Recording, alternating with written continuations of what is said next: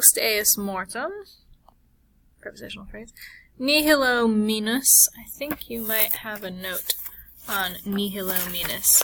Sometimes written as one word, but what it is a comparative adverb and a ablative of degree of difference.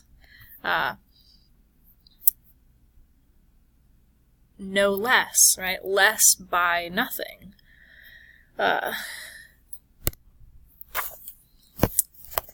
Things are in my way. Nihilo minus subject. Helvetii id quod, right? Id quod, that which, but the quod part is a relative clause part, and so I'll bracket it off.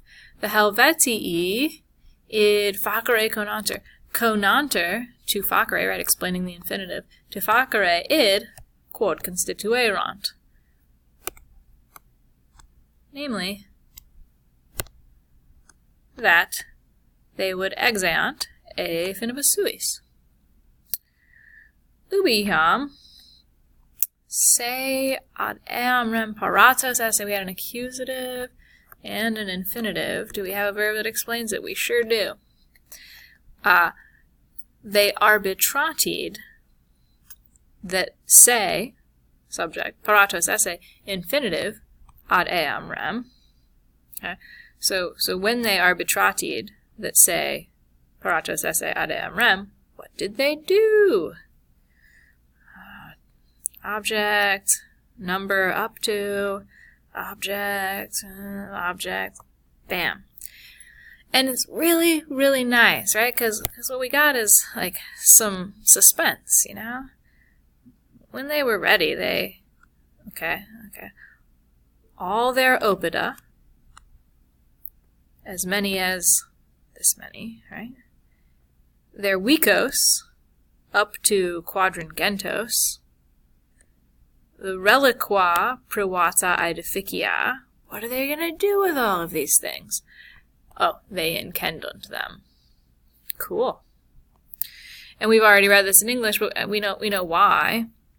At some point, Caesar's probably going to tell us why in here. This is not a why yet, though. Okay. All their frumentum, praeter quam, except that which,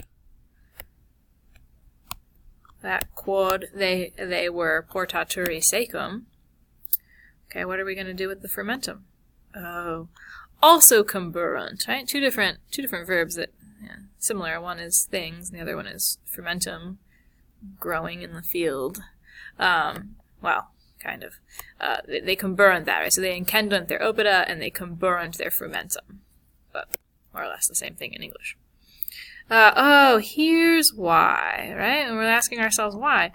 So it's definitely going to be a purpose clause. We got let, we're going to take it all the way to a subjunctive verb. Cool. Okay. So that, oh, nice little ablative absolute. With the spe, participle, spe's got a genitive next to it, so we'll just go ahead and take that genitives go with, the noun next to them. There's two here, but we'll put it with spe. With the spe of reditionis domum having been sublated, they would essent paratiores, more parati, ad, and then a gerundive phrase. They would be more parati for subeundaing omnia pericula. Remember that a gerundive is really like a gerund that's taking a direct object, but it's doing it by matching it as an adjective matches the noun that it describes. Okay, but it's really translated as subeundaing omnia pericula. Cool. Trium mensum molita cibaria, object, sibi, quemque, domo effere ubent. Okay. They ubent, they order, probably order a person. The only person here is quemque. Each man, to effere domo, trium mensum molita cibaria sibi. They persuadent, which now we super know takes the dative, raurikis et sulingis et latobrigis finitimis suis. And then, this is kind of new, but not really that new. Uti, to a subjunctive verb, is like the same thing as ut. And we're used to seeing ut clauses after persuadent, right? We've got ourselves a nice indirect command. So this, just think of it as an ut.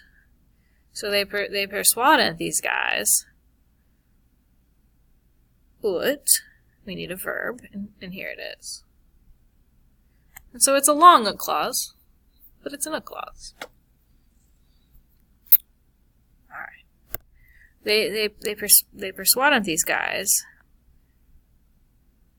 to, and since proficis contra is so far away, maybe I'll take what's here first.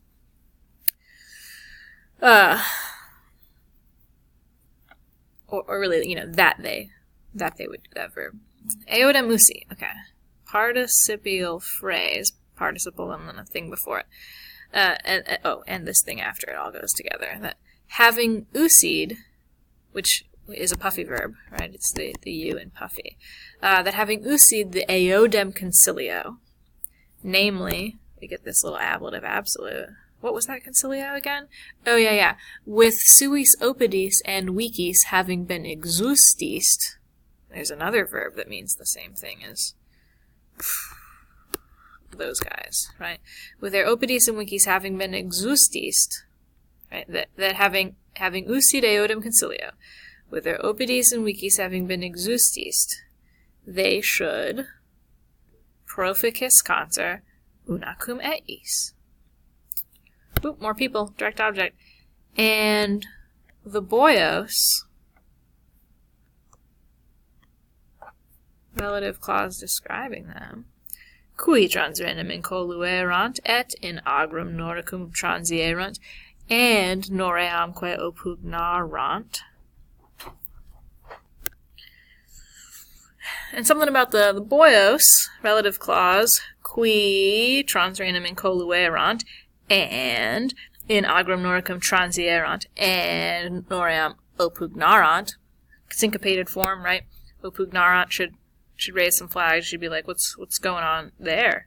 It's really opugna werant, and it just gets kind of mushed together. Opugnarant.